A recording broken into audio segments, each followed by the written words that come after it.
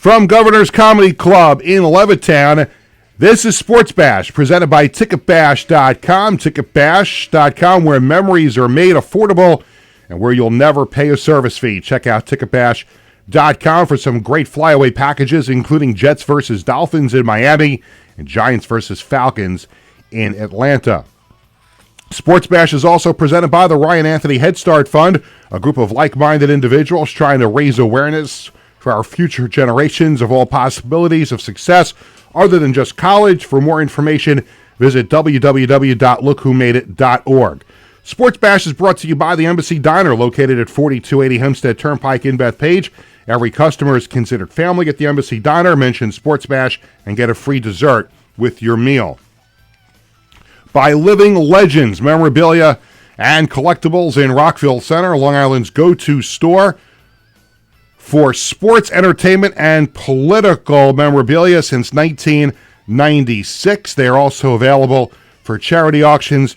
Mention Sports Bash when you come in and get a free autograph photo. Give Warren a call at 516-826-4000. By Bearcat Billing Service, your trusted partner in medical billing. Experience the Bearcat way, personal, professional, and tailored to your needs. Give Gary a call at 516-796-2400 and tell him Sports Bash sent you. By the Marty Lyons Foundation, the official charity of Sports Bash Media. For more information, go to martylyonsfoundation.org. And by Collaborate Studios, a content marketing production facility. For more information, call them at 516-509-8277. Well, hi again, everyone. I'm Peter Schwartz. An early happy Thanksgiving to everybody who is part of the Sports Bash Media family, everyone who watches, the staff here with Tony Walker, Vinny Tickets, everybody, all the viewers that have been so good to the show over the last year or so. A very, very happy Thanksgiving to my family, friends, everybody who's been so supportive. It is wonderful on this day before Thanksgiving to be on the air with this special Wednesday edition of the show. And then next week, we're back to our regular schedule of Tuesdays and Thursdays at 1 o'clock. 516-465-3990 is the number to call. Make sure you're subscribing to the Governor's Comedy Club podcast page on YouTube. You can also catch us on Facebook. And I'm understanding that there might be a little problem with the YouTube feed right now. So if you go to Governor's Comedy Club podcasts on Facebook, you can watch it there as well. So we're trying to work through the kinks on YouTube. Tony Walker's got his toolbox out. He's sweating profusely. He's trying to figure it out. We'll get there.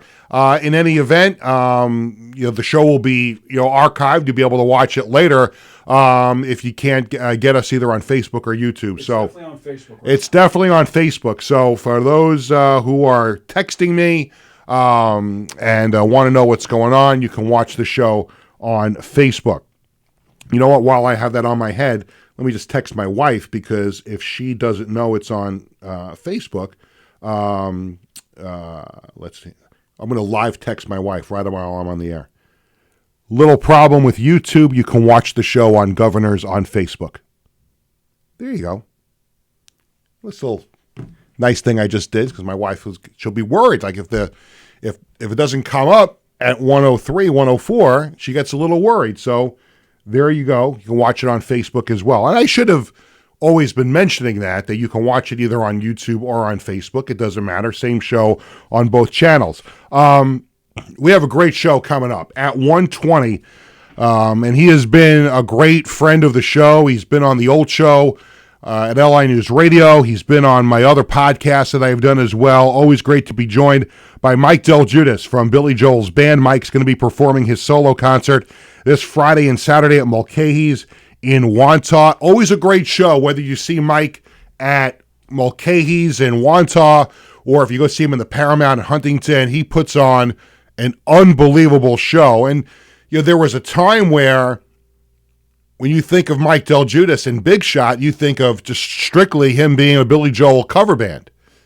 And that is not the case anymore, because he is now noted for his solo material as well, whether it's Mona Lisa, Where Have the Heroes Gone. His solo material is absolutely phenomenal. So we'll talk to Mike about his solo material, about touring with Billy, and we'll talk to him at 1:20. At 1:40, we'll be joined by Patricia Traina, who covers the Giants for SI. She also hosts the Locked On Giants podcast. That'll be coming up at 1:40. I still have to text two more people because these are two important people that need to know that they can watch on on Facebook. So pardon me for just 1 second. There's Mom, a problem with show on YouTube. You can watch later because I can never tell. There's a problem with my mother. Like if you send her a link, she'll click on it and it works. But if there's a problem, she has no idea what to do. So if I have to tell her, you can watch it later watch it later. There we go. And now what I have to do is I have to text Mike Delguidice's agent because he's going to be looking for it. Problem with YouTube. It's live on Facebook right now. It'll be on YouTube within 20 minutes after the show's over. My apologies. You can watch on Governor's GOVER, our Governor's Facebook page. There we go. And Tom is familiar with that because you have a relationship with Tom and Mike as well. You're going to text him too? I'll send it. I'll send him the link on Facebook. There you go. Okay, so thank you, Tony, doing a yeoman's work here while he's having lunch and trying to get us on the air on YouTube. But no worries. We'll have everything up and running in a little bit so you can watch on Facebook. Hopefully the YouTube feed will come up in just a moment. Let's get to business here on this Thanksgiving Eve as far as Sports Bash is concerned. And we'll talk music with Mike and we'll talk Giants with Patricia Traina a little bit later on in the show. And I'm thinking about this for a day or so. I mean, how do you start a show the day before Thanksgiving? And in the past, when I've done shows around the holidays, the easy slam dunk, when you're a sports talk show host, the easy slam dunk topic the day before or the day of Thanksgiving is what are you most thankful for as a sports fan? It's a slam dunk. Sports talk show hosts have been doing it for years and years. It's easy. It's sports radio 101. And then when the holidays, when Christmas and Hanukkah come, the other slam dunk thing, and we'll do this when we get to that a little bit later on in December, is you're Santa or you're Hanukkah Harry. You get to pick a present for your favorite sports team. And we'll do that when we get closer to Christmas and Hanukkah. Tony didn't flinch when I said Hanukkah Harry. No, you did. I didn't say, maybe I wasn't looking over at that time. Because usually if I say something really funny, you fall out of your chair. It's only been a few weeks that we've been here, but and it's probably only a handful of times that I am funny that you fell out of your chair. So I was waiting for you to go, which is something like you usually do when I say something that's somewhat hysterical. But yeah, so Hanukkah Harry, yeah, and Santa. Now there you go. Thank you, Tony. This is why everyone needs to also watch the Knock 'em Dead comedy show from Monday through Friday from 11 to 12:30, right before we come in and ruin everything for the course of the day. But Tony does a great, you laugh your head off listening to his show. Great guests all the time. But that's besides the point. So my question is, what are you, as a New York, New Jersey area sports fan, what are you most thankful for? And when you think about it, really, there's not much. The Jets are a disaster. The Giants a disaster. We've talked about that ad nauseum. Now, in hockey, the Rangers are not doing well right now, if you're a Ranger fan. The Islanders still can't hold a third period lead. And I'm expecting more of the same tonight when I go to the game against the Bruins tonight. I'm sure they'll have a lead in the third period, and they'll piss it away like they normally do. But we'll see. We'll see how that works out tonight. Now, if you're a basketball fan, Nets, yeah, they've had some good games this year, but the Knicks obviously are a contender for the Eastern Conference Championship. They'll get their act together consistently. They're scoring points like you've never seen before. They got Karl Anthony Towns, and OG Anunoby had 40 points the other night. So you can be thankful if you're a Knicks fan. But the real thing that you have to be thankful for right now in the New York area are the baseball teams. Because the Mets get to the NLCS out of nowhere, having to make the playoffs on the last game of the season. And then they go in the wild card round, and Alonso hits that dramatic home run to get the Mets to the next round against the Phillies. They beat the Phillies. They lose to the Dodgers. And if you're a Yankee fan, the mission statement at the end of every year is to get to the World Series. You don't always win it, but you get to the World Series. The Yankees did that this year. Now, the fifth inning of Game 5 didn't go exactly great, and maybe we're talking about a different story if things went a little differently in that series. But in any event, the Mets and Yankees right now, and to a certain extent the Knicks, but the Knicks season really just getting underway, but the Yankees and the Mets are the apple of New York fans' eyes right now. There's no question about it. When you think about what you're thankful for, it has to be the Mets and the Yankees. And hopefully soon we will know what's going on with Juan Soto. I am going to stick to my guns and say that Juan Soto is going to be a Met. Because I have a hard time. You looked at me like I have 5 heads. I heard a rumor that actually Boston is the front runner right now. Let me give you a little bit of sports talk, covering sports, little insight. That's why you are who you are. Right, I try to be. And I don't have any inside information on this, but when you hear all these rumors and innuendo, the Bruins are making the Red Sox are making. I got the Bruins on my mind because I'm going to the Islander game tonight. But you hear, the Red Sox are in it, and then when you start to hear the Rays have checked in on Juan Soto. The Rays don't even have a stadium right now. They're playing in the Yankee spring training facility this year. True. Because the storm blew off the roof at Tropicana Field. And the other night we heard the Dodgers are making a bid. And then we heard the Mets have the inside track. Now the word was yesterday, I don't know where and when you saw the Red Sox thing, but now the feeling late yesterday was that, and remember the Dodgers got Blake Snell last night, so they just spent a fortune of money on Blake Snell. Mm-hmm. I'm sure they would have a little bit left over for Juan Soto, but that may be a little bit less likely now. But last night, the feeling around a lot of people was that Juan Soto is using the Mets to drive up the price with the Yankees. Because now, and you heard Hal Steinbrenner talk at the owners' meetings about how he knows what he has to do about Juan Soto because the fans want him back. All the media thinks he has to be back to make the Yankees complete next year.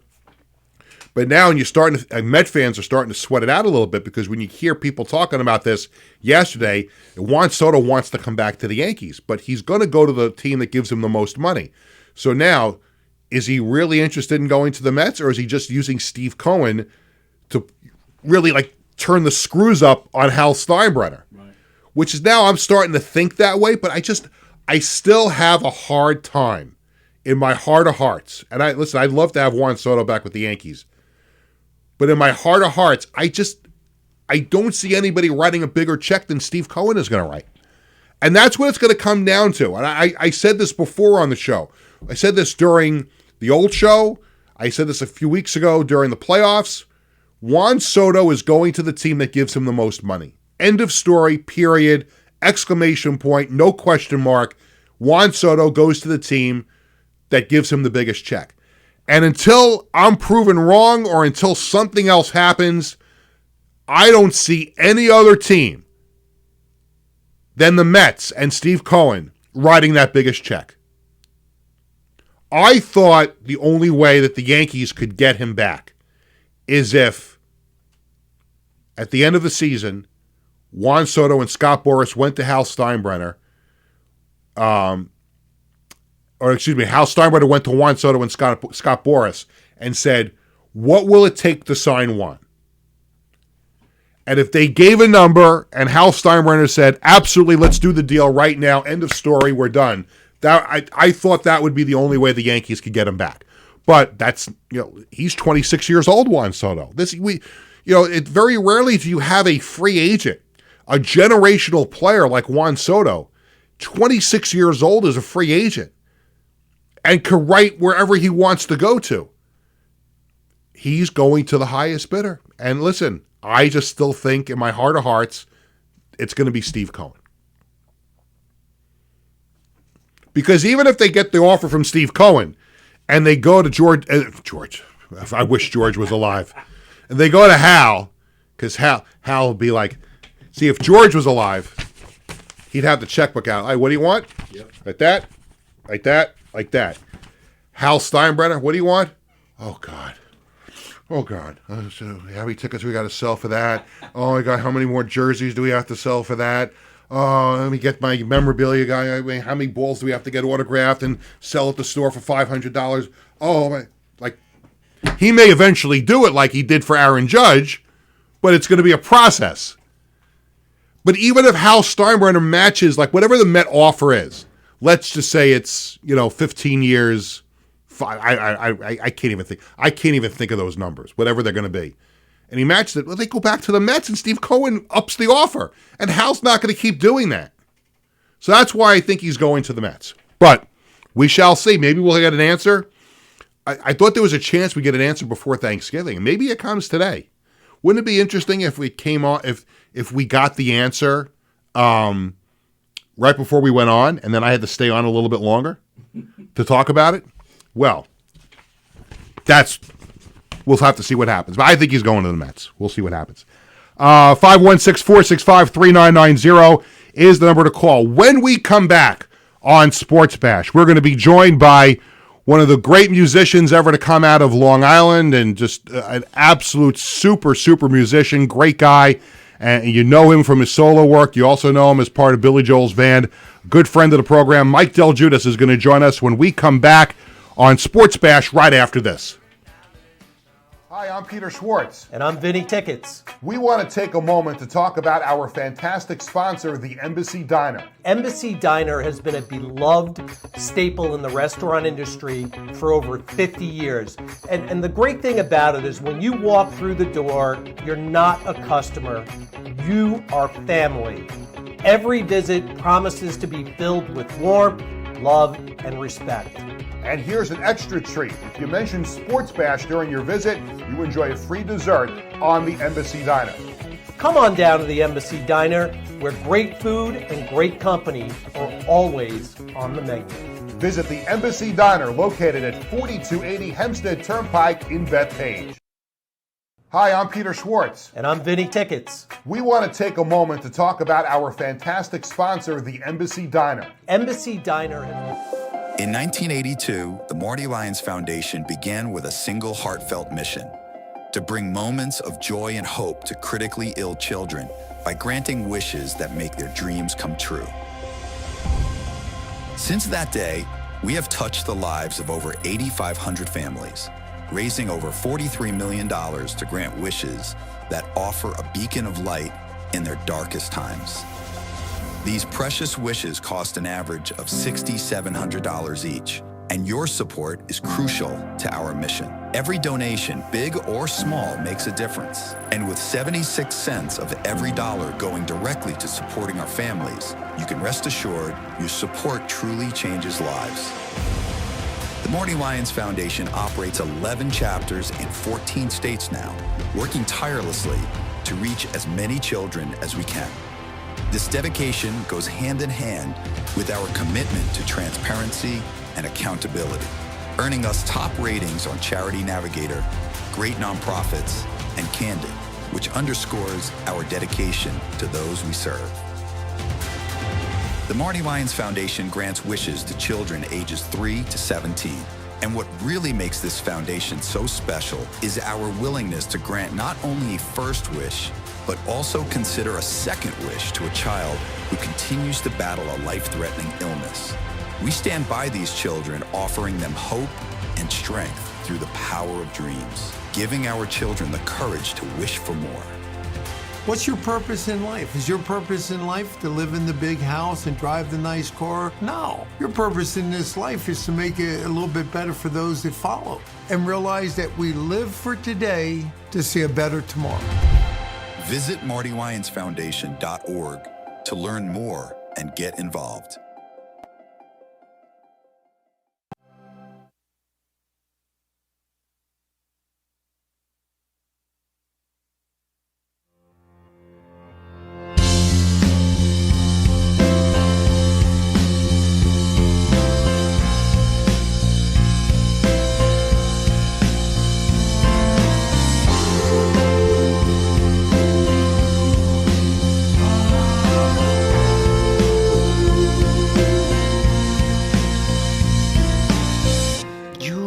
Sanctuary, my Mona Lisa.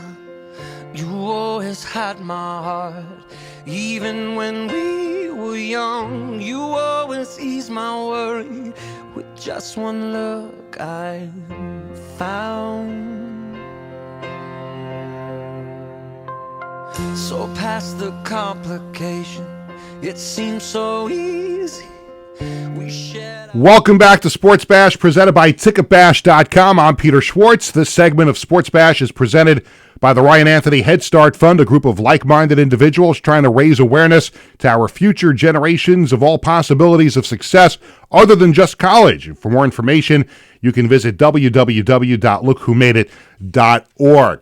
On this Wednesday, the day before Thanksgiving, we are so pumped up to have a very special guest on the show today. He's going to be doing his solo concert this coming Friday and Saturday at Mulcahy's in Wantagh here on Long Island, known for starting Big Shot years ago and now just a great solo artist, a great artist that it does a great job every time he does his solo concerts, but he is also known for being in Billy Joel's band, and we welcome to Sports Bash. He's been on the show before and other platforms that I've hosted. Want to welcome in a good friend of the show, Mike Delguidice. Mike, it's Peter. How are you?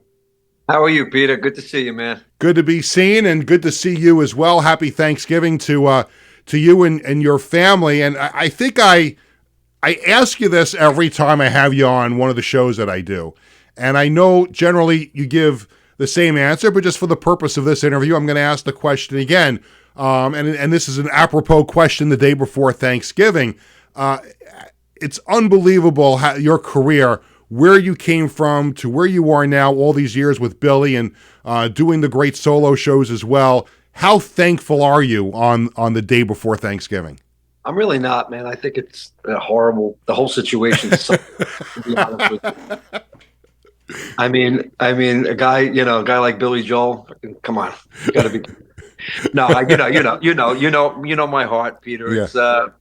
It's always overflowing with gratefulness for this whole situation. It's still hard to believe it. You still pinch yourself, Mike. You still pinch yourself that this is happening. Yeah, it happens on stage where I'll just kind of look over it and look at it. It's like a realization moment that happens. I look over at least once a night and get that feeling of like, geez, what am I doing here? This is bizarre. This is just like absolutely bizarre. Yeah. I realized how popular you have had just on your own during the pandemic when obviously there were no concerts going on, but you were doing live from the porch on your Facebook channel.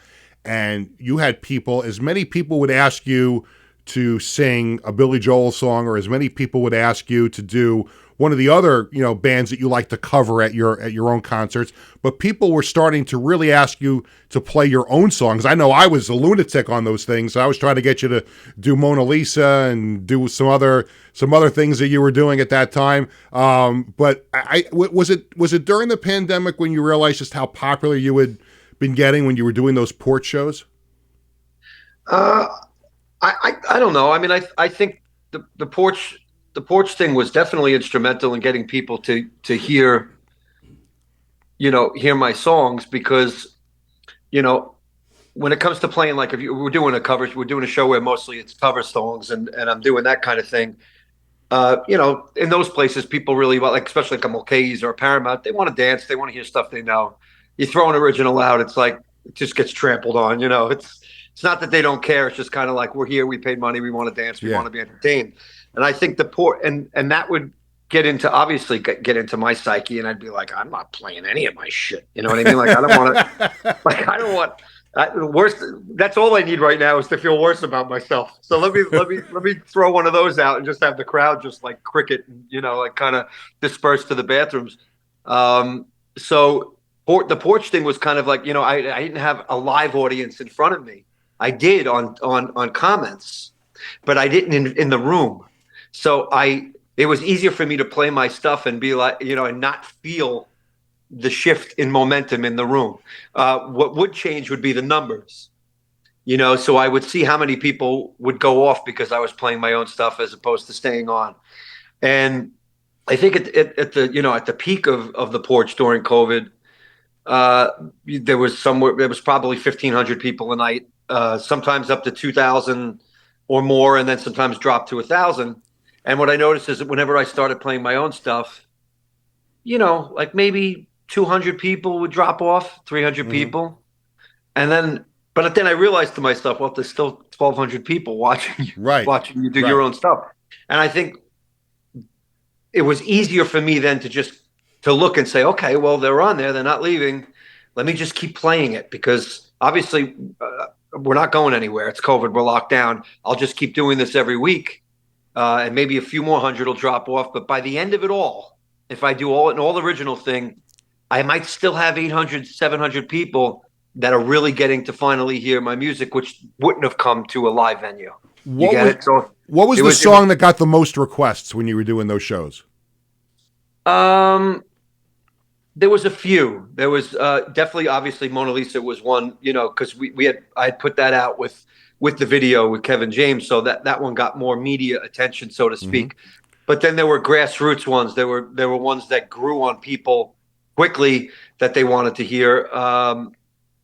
Heroes being one of them. I love that song. That's an awesome song.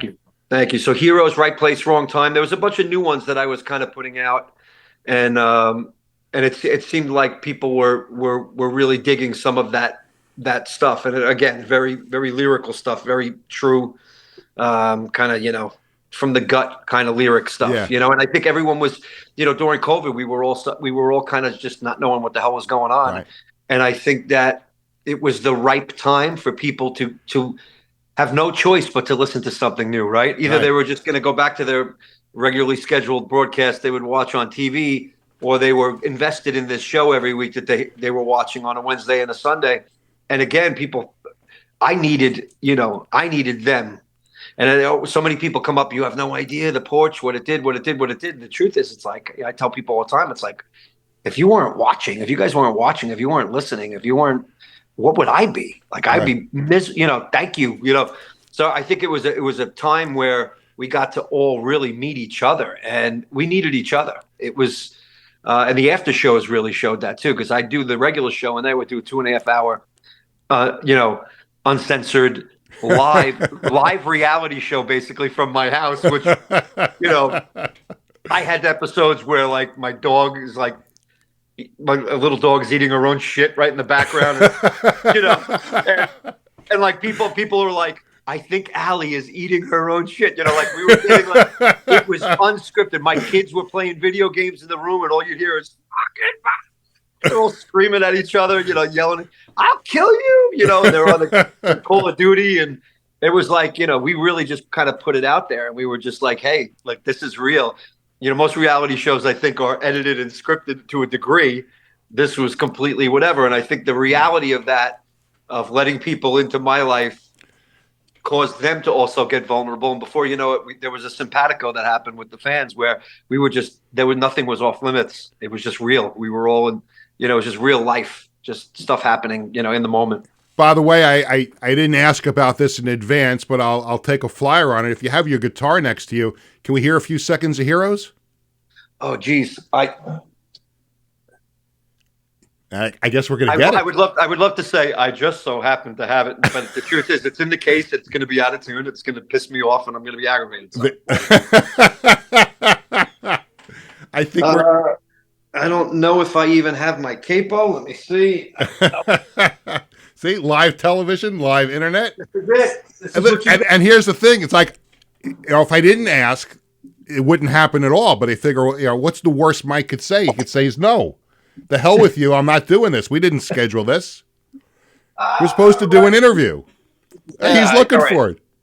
Let me see if it's in tune, and I know it's not going to be, but oh boy! All right, so let me see here. He's going to get off the air after this interview and say, "That son of a gun, Pete. I wasn't supposed to." Out of tune. Hold on. You're killing me, Pete. I'm sorry. I'll scream extra loud Saturday at Mulcahy's. How about that? All right, deal. Okay. Let me just make sure where we're at. Oh my God, I'm not ready for this amount of breath. It's gonna be terrible anyway. Never suck anyway. It don't freaking matter. I've gotten so used to sucking that it's starting to become comforting. I'm just used to it. All right, let me see. Okay. Yes. All right. We're good. So we're good. What do you want? Just a few seconds? Yeah, a few seconds of heroes. All right.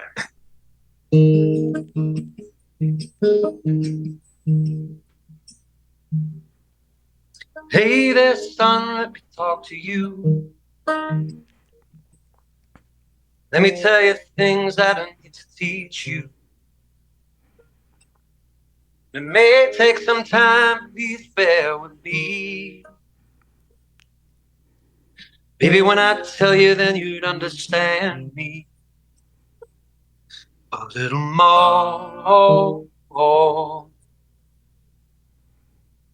Hey there, Daddy, you remember too.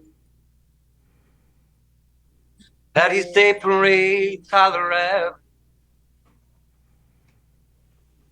Rocking on your shoulders to the sound of drum. Nearly 7 years old, but every ounce your son. Where do the good ones go? Where do the heroes go? Awesome. Little clip. Mike, I can't thank you enough for doing that. That was awesome. Thank you. Mike Delguidice, of course, from Billy Joel's band, but also a tremendous solo artist, and you get to see him at Mulcahy's on Friday and Saturday. And for you and your career, Mulcahy's has been so important. It's really where you were noticed years ago with Big Shot. The stage is named after you now, and it seems like a silly question. I'll ask it anyway. How special is it for you to still go back there all the time? Oh, I think it's great. I mean, it's about fan connection. What we do is always about connection, and there's no better way to feel connected than in that kind of atmosphere, because it's home. It's just, we never stopped. I never stopped doing it. So there was never, just because I got in Billy's band, there was never a break in action. Mm-hmm. So the connection remained, and then it just got stronger. So I think it's awesome. It's home. It's like we go there and it's just, yep, we're home. Quick 2-minute, make a line check, do it really quick, and the crowd's right there. They're ready to go. They know what they're gonna get. They'll get some surprises, but they're ready for what they love. They're ready for what they want. What they know they're gonna be. And with Mulcahy's, it's always get them to sing along. You know what I mean? They just love to be involved. Yeah, I like when you walk along the bar, like you disappear for a minute and you come out of nowhere somewhere. You walk across the bar and get people dancing and up and singing and stuff. It winds up being just an unbelievable show. Yeah, it's fun. The running through the crowd thing became a thing, and I do like doing that. And I've been doing it up to maybe 2 months ago when I got COVID, and I just said, I don't think I'm going to be running through the crowd that much. Because the last time I got it kind of sucked. It kind of sucked. It was rough. But I was like, yeah, but I'll get back to it because I'm stupid like that. It don't matter. I'll just get back to do it. But it's fun. You want that atmosphere of, again, being close, and you can't get closer than that. I mean, people are all over you. You're just all sweating on each other, and everyone's screaming, and and I think that's the thing about Mulcahy's. It's that hometown connection. It's this it's a simpatico that I just have with that audience. The same with the Paramount. We had that in Suffolk. We have, the crowd just is anticipating that kind of, connection. And I think that's when you make that connection, that's what makes that show special, and which make that play. And not to mention, I played there long before I did Big Shot, so I was playing with Kid Gloves and some other bands and doing solo stuff there. So me and Mulcahy's go back a long way. No question about it. And looking forward to these shows Friday and Saturday. It was not long ago when your album came out. The album had Mona Lisa on it and a bunch of other great songs. And I guess it begs the question, are you in the studio now? Are you working on some new material? Should we expect any new songs coming out from you as a solo artist anytime soon? Yeah, I think what happened is, like usually with my writing is like I'll go years without putting something out. So like the gaps between, My Street, Miller Place and My Street were years and years. And then the gap between My Street and Mass Production was like 10 years, maybe, Mm-hmm. So my phone naturally is just getting filled up. My voice memos are just, swamped with bits and pieces that I felt were worthy enough to at least get on the phone. And I'm my worst critic. So by the time I start listening back to stuff, I have to get very nitpicky. So, and Mass Production was kind of like, I just had like a massive stomach ache for like 10 years, and I just shit out a 24th song, like here's everything from the last, and now it's out, and now it's like, I think the next thing will be releases of singles, because I think, the population at this point, obviously with social media and everything else, it goes without saying that the attention span of humans is very small. No very question. small. So I think just a single here and there as I'm writing it when it's fresh. I love to record something right when I write it, because it grabs the emotion of what I'm feeling, and I think that's where the single for me helps, doing just a single, because I hate every thing I do. So I need to kind of like, it's very hard for me to put stuff out. It's just not my, I'm not good at that. Yeah. I'm not good at it. So I think the single works well, because when I'm feeling something, if I'm emotionally attached to a certain song, let me get it out while the feeling's fresh, and while you're doing a vocal track and it's fresh on your mind. And then I think the emotion of when you write it attaches to the recording. And I hate to have to feel something for 10 songs, 11 songs, 12 songs, and then years later write it when the emotion is not as attached, Mm-hmm. So I on Mass Production, that's why I think Heroes and Mona Lisa and some of those newer tracks were like brand new. Mm-hmm. So I think they had a lot of that emotion attached to it. And some of them were just older songs that made it. But When you were last on the show, I think it was back in the spring, Billy was winding down the residency at the Garden. We had talked to you about when what that was going to look like, and at the time, people were going crazy. Oh, Billy's not going to perform anymore. And he never really said that. He just said that the residency was going to end, and of course, he continues to tour. And obviously, UBS Arena here on Long Island is coming up on New Year's Eve for the second straight year, and there's other shows coming up at Hard Rock Live in Hollywood, Lucas Oil Stadium in Indianapolis. Mohegan Sun is going to be a good show, and Rogers Center in Toronto. So I think everyone's probably past the shock, Mike, of the residency ending, but I think also people are starting to settle into the fact that Billy's not done yet, and you guys are still on tour. Yeah, certainly seems that way. We're the information you get is only just a little bit behind the information we get. So it's the kind of thing where, he's at that level. I mean, he could do whatever. He's Billy Joel. He could do whatever the hell he wants, right? So if he wanted to stop people, I think would have understood. But the truth is, we don't stop what we do. Mm-hmm. If we wanted to go work a 9-to-5 job and that was our lot in life, which is nothing, you got to do what you got to do. I've done it in the past. It is what it is. You make that choice. And when you make a choice to do something that's passion driven, like we do, well, why the hell would you ever stop that? Right. I mean, unless there's some sort of, if he gets to a point, and if I ever got to a point where I felt like I wasn't, producing quality, and it wasn't like at least up to some sort of standard for myself, or first for myself and then for people, that would be the moment to bail out. But Billy's not there yet. I mean, he's his voice. I mean, I'm with him, every month. His voice is better now than it was when we started the residency, and that was 11 years ago. Yeah, and I think that's true.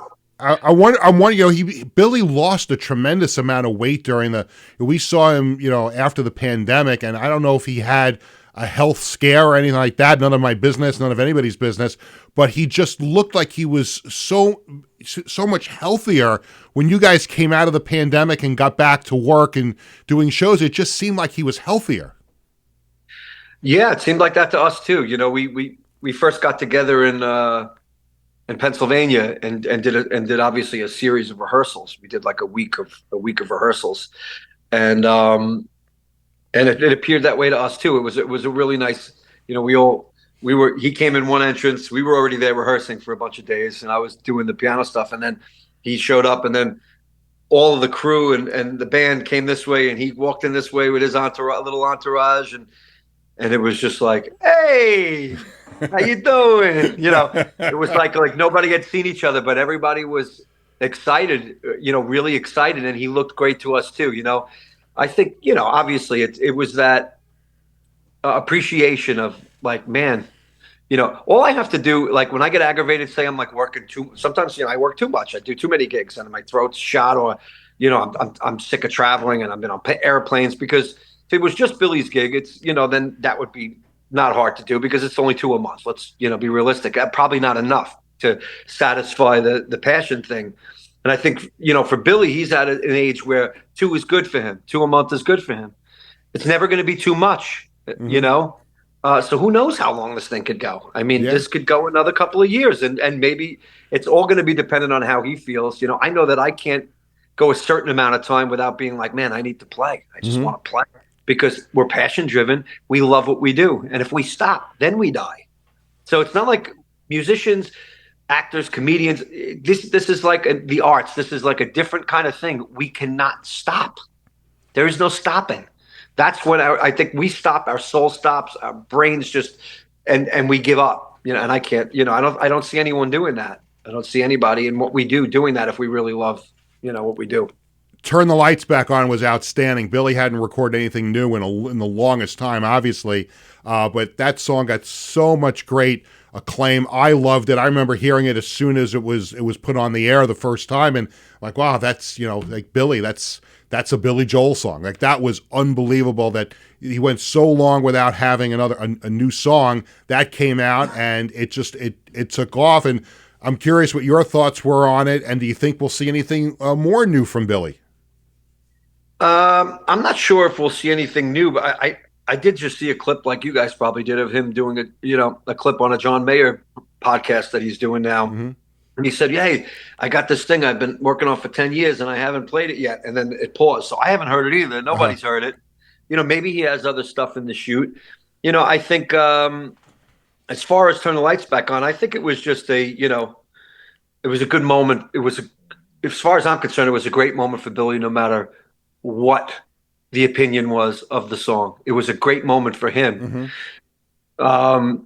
People had bashed him for years, write new stuff, do new stuff. And I think, hats off to Freddie, because however he got into Billy's world, and whatever the story is or whatever it wasn't, it sparked something in him again to say, hey, let me try to put something out new. I think he would always be afraid of, the world of music has changed. Pop music has changed. Style has changed. Would anything he write at this point be still stuck in that mode where he was back then, where I am too, with Gen X kind of, would it work today? Yeah. Would it, and I think Freddie's take on this song, and I think Freddie's, ability to jump into Billy's head, so to speak, mm-hmm.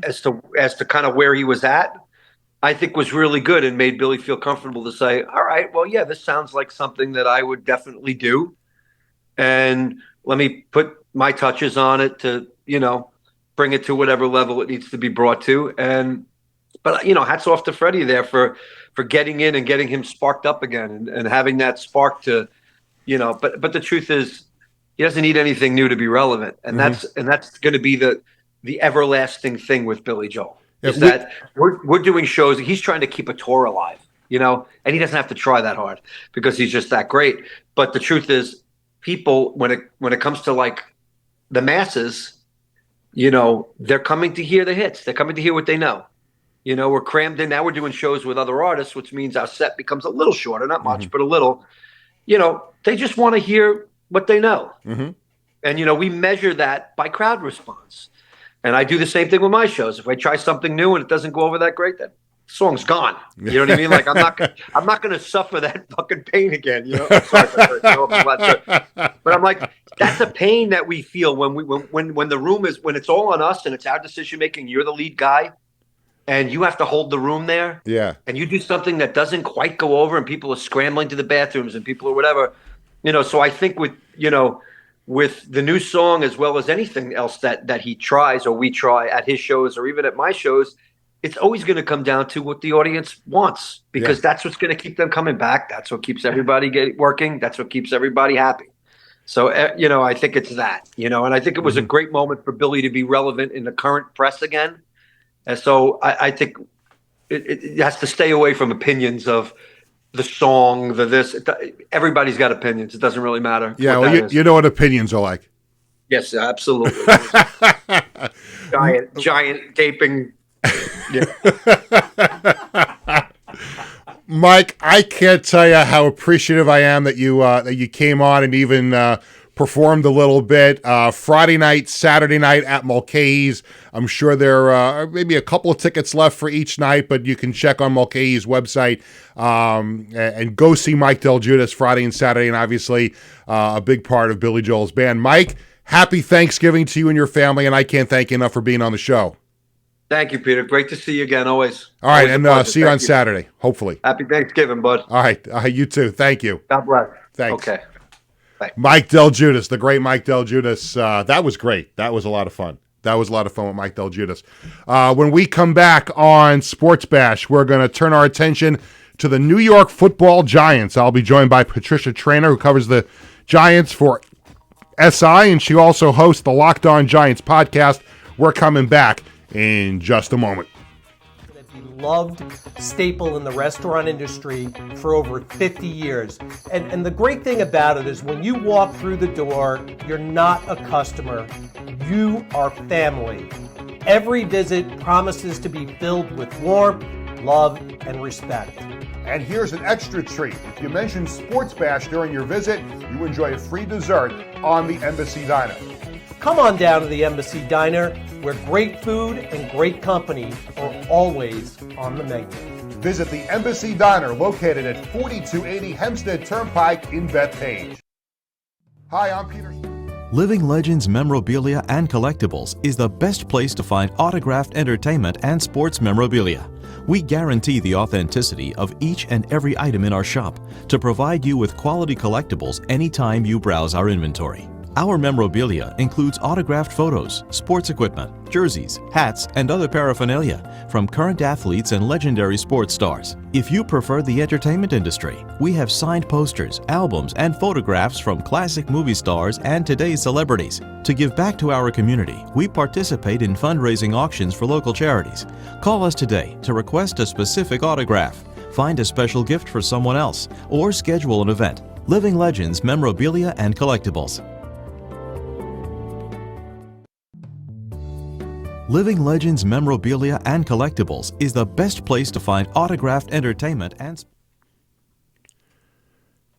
Welcome back to Sports Bash. I'm Peter Schwartz. 516-465-3990 is the number to call. Make sure you're subscribing to Govs Comedy Club podcast on YouTube and also on Facebook as well. And again, if we're still having that issue with YouTube, if you can flip on over to the Governor's Comedy Club Facebook page, you'll be able to watch the show live there, and of course we'll have the show archived about 15-20 minutes after the show is over, so we'll send out some social media alerts about that.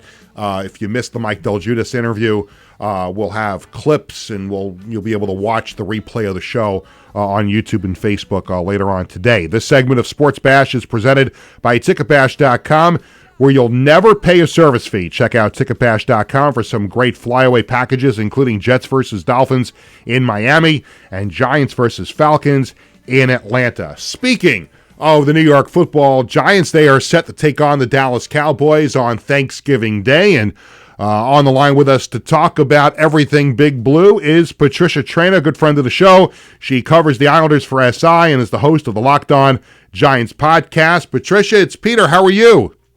Hi, Peter. How are you? I'm doing great. First of all, let's get this out of the way before I forget, because I'm getting up there in age now and I tend to forget these things. Before I forget, a very, very happy Thanksgiving to you and your family. Thank you. Same to you and same to your listeners. Thank you very much. Appreciate that. Let's first talk about the game tomorrow, and obviously with the season the Giants are having, it has gone downhill. Right from basically the very, very start.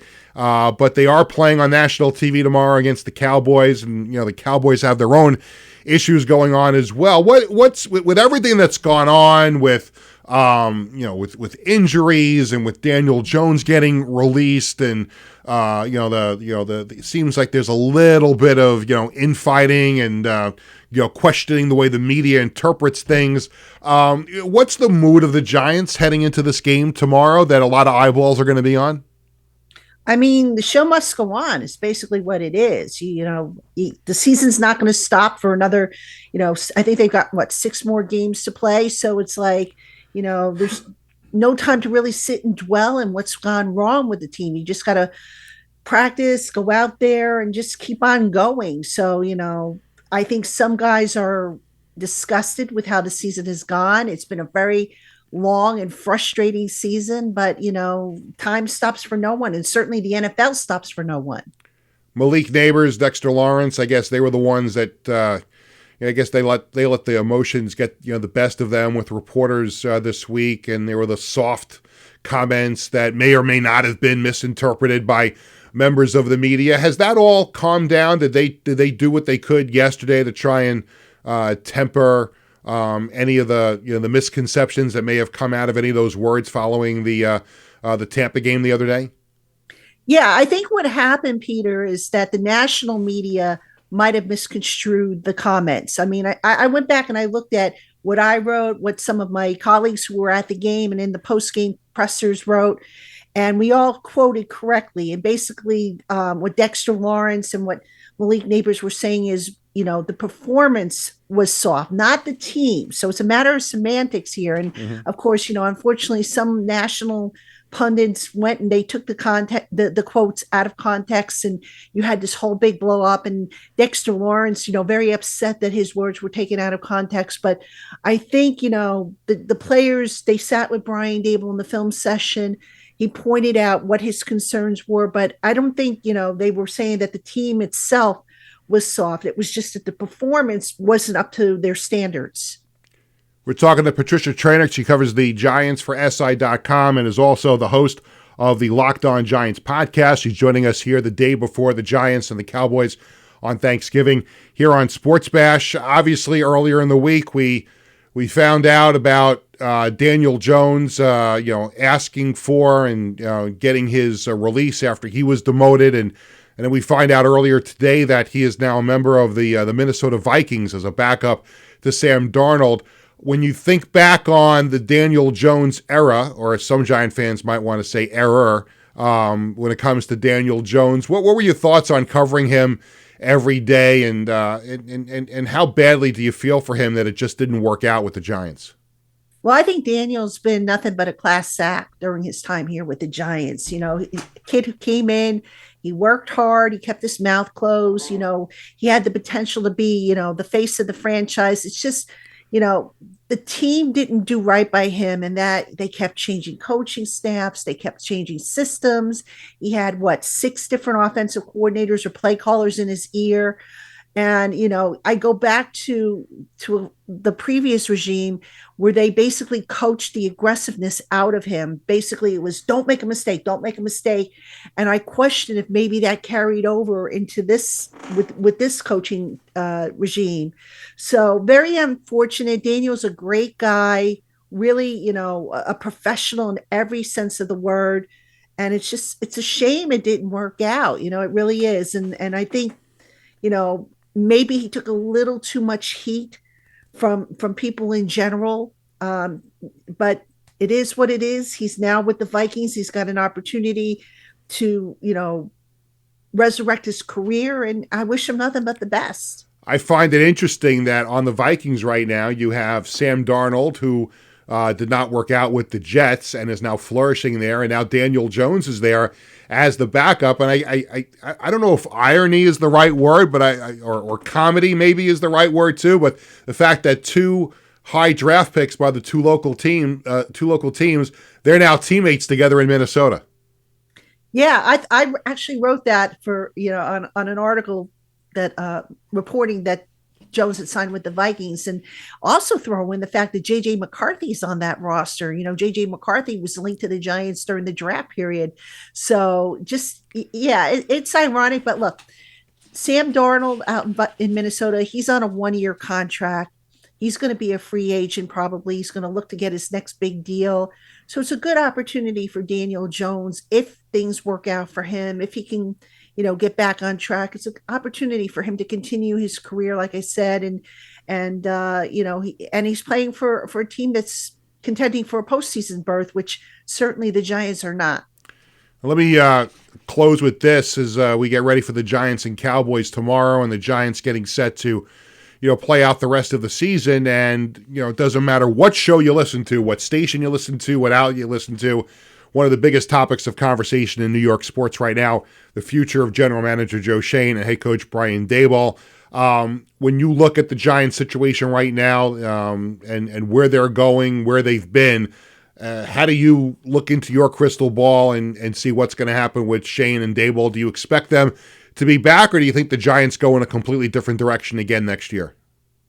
Well, the smart thing would be to just start all over with, the new GM, the new head coach, a new quarterback.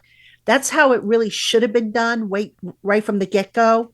That has not been the case. Now, John Mara, the co-owner, I think he's going to want to keep Joe Schoen. You can't keep turning guys over. They're 3 years into this rebuild. The first year they had the success. That was probably the worst thing that could have happened to them because they misjudged the roster from that point on. So technically, you could say that they've had 2 years to rebuild the roster. I think John Mara and Steve Tisch are going to want some continuity. Now, as for Daboll, I don't think he's on as solid ground as Joe Schoen is. I had concerns after hearing the post-game quotes and whatnot that maybe he was losing the locker room a little bit because, look, if you're Brian Daboll and you keep telling the players, trust the process, and the results are the same, at some point those players are going to say, well, we're trusting the process and we're getting the same results. So something's obviously wrong with the process. Mm-hmm. So I think that's something you got to keep an eye on. Are they starting to tune him out a little bit? Was that why we've seen some effort issues over the, here and there pop up? And, look, I think Daboll's a good coach. I think, it's just unfortunate how everything kind of went. But the other thing I think a lot of people aren't talking about is it was hoped that Daboll would, being a quarterback whisperer as he is, would be able to maybe salvage Daniel Jones's career. And he wasn't quite able to do that for whatever the reason. So you have to ask yourself, okay, if you're going to bring in a rookie quarterback next year in the draft, do you want him to coach this guy up, or do you want to go in a totally different direction? And you got to marry the coaching philosophy with the quarterback you're bringing in. And that's not always easy to do. No, it's not. And a lot more questions than answers from the Giants this season. It's going to make for a very fascinating offseason. Patricia Traynor, who covers the Giants for SI and the host of the Locked On Giants podcast, thank you so much again for joining me on the show. And again, as I said at the top, I didn't forget to say it again. Happy and healthy Thanksgiving to you and your family. We hope to talk again somewhere down the road. Thanks, Peter. Happy Thanksgiving to you and yours. Thank you very much. So we covered a lot of bases on the show. We talked to Mike Delguidice about his solo concerts coming up at Mulcahy's this weekend. We talked Billy Joel, and we thank Patricia Traynor for joining us to talk about the Giants. So we're going to run a little over time. Tony's not going to chop my arm off. He said it's okay. We have a couple extra minutes, so we're going to give you the Sports Bash Media poll question of the day. It's presented by Living Legends Memorabilia and Collectibles, located at 124 South Long Beach in Rockville Center. Stay tuned after the question. We're going to tell you about the Living Legends item of the week. Living Legends is Long Island's go-to store for sports, entertainment, and political memorabilia since 1996. They're also available for charity auctions. A new poll question is posted every weekday on the Sports Bash Media X/Twitter page. Here is today's question. Going back to our conversation with Mike, we didn't get a chance to ask him this question, but I'll throw it out there anyway. Where should, when it's all said and done and all wrapped up, and if you're a Billy Joel fan, you hope it's a few years down the road that he can still keep performing. But when it's all said and done, where should Billy Joel perform his last concert? Madison Square Garden, UBS Arena, Nassau Coliseum, or other? And comment below. And again, I feel like a broken record that I have to talk about this, but when I put a choice of other, comment below, you have to comment below, because otherwise I don't know what your answer is. I posted the question already this morning, and 1 million people have responded to it, but you have like a bunch of people clicked other, and they didn't comment, Tony. I mean, it's not rocket science. Am I speaking English here? What? Okay. So, what would your choice be, by the way? Where should he finish it all up? Whenever that day comes, where should he? I have. Can I give 2 answers? Sure. The Coliseum makes sense to me. If it's still up. If it's still up, true. But bear with me. I'm going to show my geekness here. I am a huge fan of Billy Joel's music. The place in Philadelphia. That's why we get along. Well, that's true. The first place in Philadelphia he performed it at a place in Philadelphia. It's called Sigma Sound Studios. That is where Columbia Records heard his music for the first time, and that's when they signed him. That's when he went on to become who he is today. So that wouldn't be a bad choice, kind of bringing it around full circle. I like that. So, thanks. But a big and a small show. Like he'll have his last major concert. True. And then maybe he does a little session back there in Philadelphia. I like it. My overall choice would obviously be, and this is the sentimental piece of me, is Nassau Coliseum. It's the first place I saw him in concert.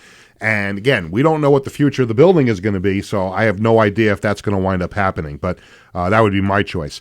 The Living Legends item of the week is this signed New York Knicks basketball that we're looking at a picture of right now on the screen. It includes signatures from Jalen Brunson, Josh Hart, OG Anunoby, Karl Anthony Towns, Mikal Bridges, and head coach Tom Thibodeau. For more info, give Warren a call at Living Legends, 516-826-4000. I love that basketball. I actually saw it a couple of weeks ago when I was in the store. And we thank Warren again for bringing Living Legends along as a sponsor of Sports Bash. I want to close with a couple of things. As we get ready for Thanksgiving, let me close with a great event yesterday at UBS Arena and something to really be thankful for. We're looking at video from the event yesterday. The Islanders and UBS partnered to distribute 200 meals to families in need. Each family received a ready-to-cook turkey dinner with all the trimmings that feed 6 to 8 people. The families were sourced from nonprofit agencies such as Island Harvest and Long Island Cares. The Islanders and UBS staff and players' wives volunteered in the distribution. The Islanders always do a great job in the community. Let's now hear from Ann Rinna. She is the Executive Director of Community Relations for the Islanders and the Islanders Children's Foundation.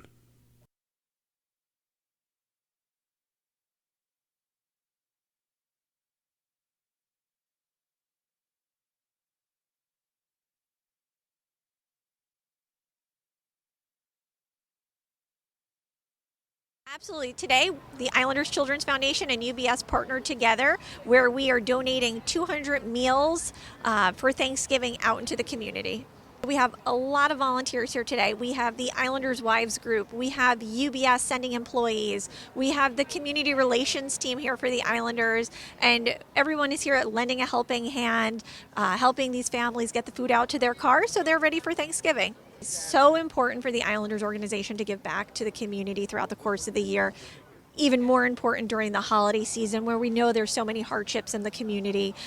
So many people have food insecurities, and being able to have a part in making sure that these families have meals on their table to feed their family is so important. We are only as strong as our community, and if our community is fed well and they're strong, then the Islanders is strong. Absolutely. We thank the New York Islanders for the videos and for really putting an exclamation point on the meaning of having the map of Long Island on the Islanders logo. And I'm as proud to be an Islanders fan for what they do in the community, even more so than what they have done on the ice throughout their history, and that includes the Stanley Cup dynasty. But the Islanders are so important to the fabric of the community here on Long Island, and yesterday's event was just another example of that. One last thing before we say goodbye for the holiday weekend. Tomorrow I am very honored and privileged to be back as the PA announcer for the Nassau County Senior Bowl. It's going to take place at 10 o'clock in the morning tomorrow at the Mitchell Athletic Complex in Uniondale. And what you have there are those high school seniors that were all county, all conference, that are not currently participating in the remainder of the playoffs. And they are the best of the best when it comes to football players senior-wise in Nassau County. And they are going to play a Senior Bowl All-Star game. It's a great event. It's the last high school game that these young men will ever play. So I am privileged and honored to be asked back for the third time as the PA announcer for that game tomorrow at Mitchell Athletic Complex. So I'm looking forward to that. Coming up next week, back to our regular schedule on Sports Bash Tuesday and Thursday at 1 o'clock. Now on Tuesday, we're scheduled to be joined by veteran sportscaster Chris Myers, who has a new book out. So we look forward to that on Tuesday. On December 13th, there's going to be a brand new 30 for 30 on ESPN. And this one, I can't wait for this. I've seen a lot of these 30 for 30s, and they're all great. And there have been a couple that have been very, very important to me as a sports fan. Obviously, the Islander one was great. The one about John Spano, the crooked former owner of the Islanders. But they are going to have one. I can't wait to see this one. It's going to be on the Jets New York Sack Exchange. And that's going to be a great show. And we are efforting one of the members or two of the members of the Sack Exchange to come on the show. We will have in studio on Thursday, December 12th. He was not a member of the Sack Exchange, so to speak, but he was on that Jets defense in the early 80s and a big part of that Jet defense, and he still lives here on Long Island. Jets cornerback Bobby Jackson is going to be in studio with us on Thursday, December 12th, so we are looking forward to that. So that will do it for this edition of Sports Bash presented by Ticketbash.com. Thanks to my guests, Mike Delguidice and Patricia Traynor. And don't forget, make sure you see Mike Delguidice at Mulcahy's this weekend, Friday and Saturday. Great shows coming up at Mulcahy's. Thanks to Tony Walker and everyone here at Governor's Comedy Club in Levittown. Sports Bash is presented by Ticketbash.com and the Ryan Anthony Head Start Fund. Sports Bash is sponsored by the Embassy Diner in Bethpage, by Living Legends Memorabilia in Rockville Center, by Bearcat Billing Service, the Marty Lyons Foundation, and by Collaborate Studios. For our entire crew, I'm Peter Schwartz saying thank you for watching. We are back on Tuesday at 1 o'clock. Everybody, have a great, healthy, and happy Thanksgiving. Enjoy that turkey. Enjoy the stuffing, everything that comes along with it. Enjoy being with family. It's awesome. Have a great weekend. We'll see you on Tuesday.